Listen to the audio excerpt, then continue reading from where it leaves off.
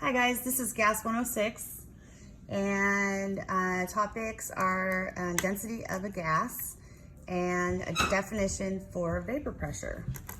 So we want to start with density of a gas.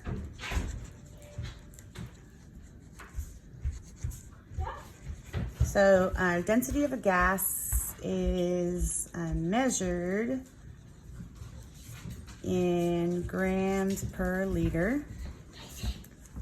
And we just want to remember, of course, that density is a ratio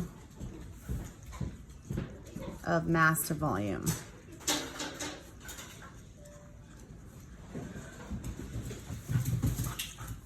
And so if we use the definition for density, grams per liter, we can use this equation that's derived from the ideal gas law, and it looks like this. Density is equal to pressure times molar mass over R times T.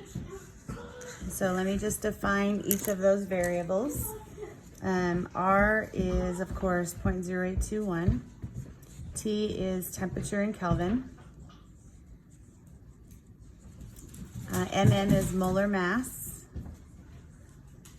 and that's in grams per mole.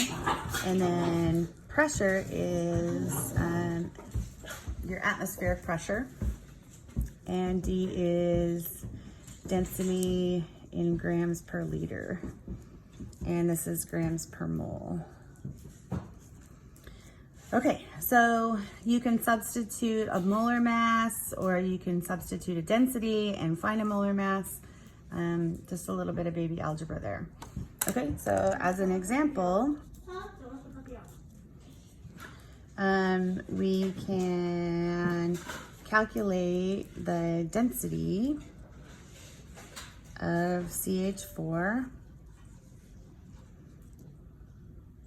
at 25.0 degrees Celsius. And 1.25 ATMs. Okay, so if we're asked to find the density, then we're going to go density equals pressure times molar mass over R times T. And the density is what we're looking for. This is our question mark. And so we'll substitute in our pressure of 1.25 ATMs.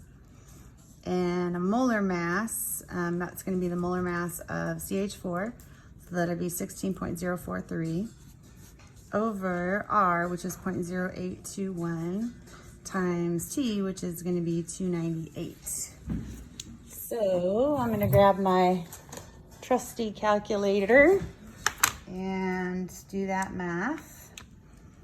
So 1.25 times 16.043 equals, divide by 0.0821 equals, and divide by 298. Okay, so from this we get 0.820, and that'll be grams per liter. So remember, gases are very small densities, low densities.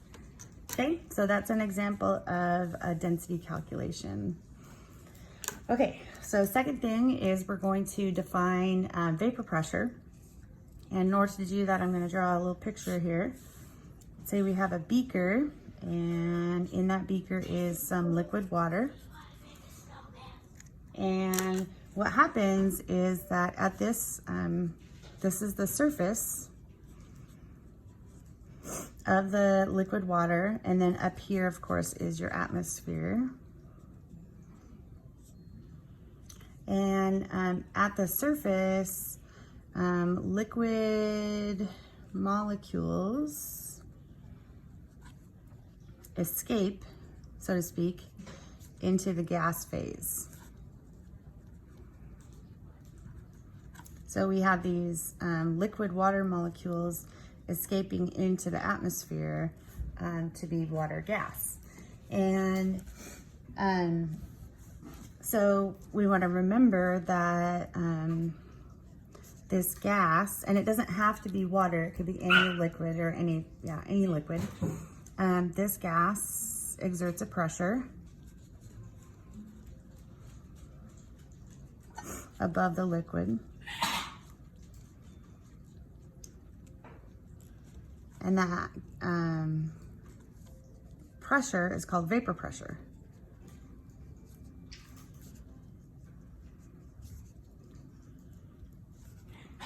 And it is signified with PVAP.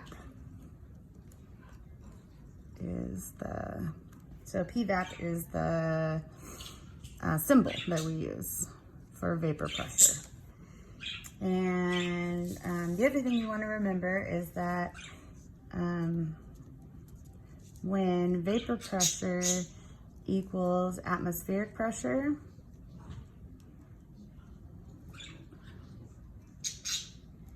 then the liquid boils.